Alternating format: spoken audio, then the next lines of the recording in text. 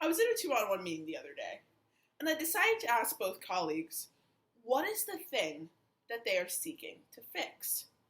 Both gave usual answers, and once they had finished, they looked to me and asked, what do you want to do, Sade?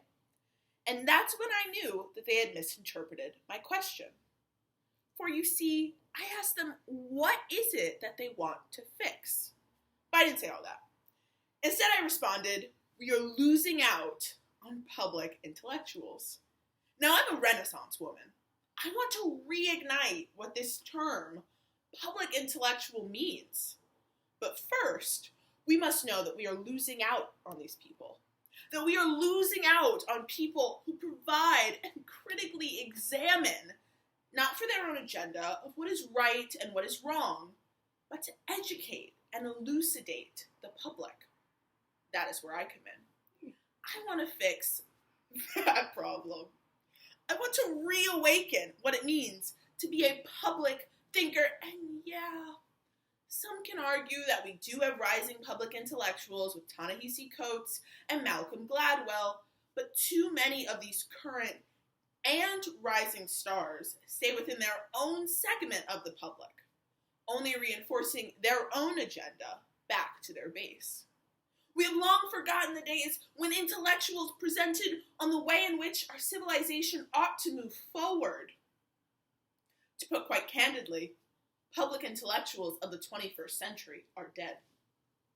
My professor says this is because there just isn't a market for them anymore. I say otherwise. While I didn't want to be argumentative with my professor, I did want to consider the possibility with him that there could be another way of perceiving the situation. In my exploration of higher learning, I often found that it is in institutions of supposed higher learning and extreme partisan funding that have actually killed the public intellectual.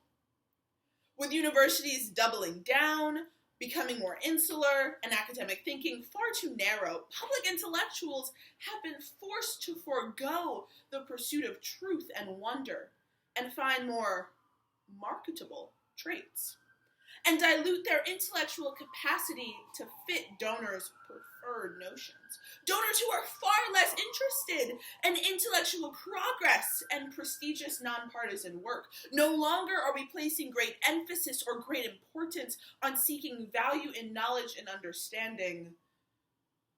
Alas, the tide has shifted to now push the public intellectual to seek what is profitable and what will return an investment.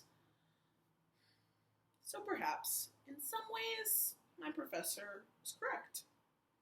But the sad and harsh reality is, now more than ever does the public need the intellectual. With things like deep fakes and qualms around user privacy, the public's trust in information grows ever more fragile. We need to see and listen to thinkers offering both sides of intellectual discourse and spanning all sides of the political spectrum, appealing not just to their base.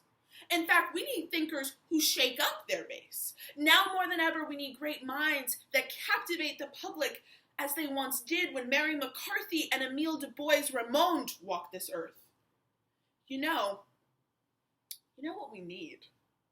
We need individuals who glean a careful and critical eye beyond the nexus of their own niche and approach knowledge as the fundamental value, all while bursting with the desire to truly change the world. So, as we enter the next 80 years of this century, it is important that the public intellectual is rebirthed, not because of a market and not within the same sphere as others before them. No.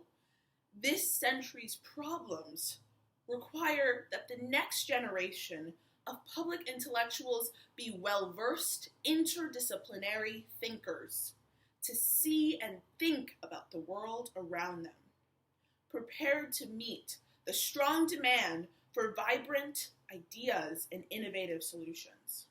So, to answer my own question, this is how I aim to fix this problem.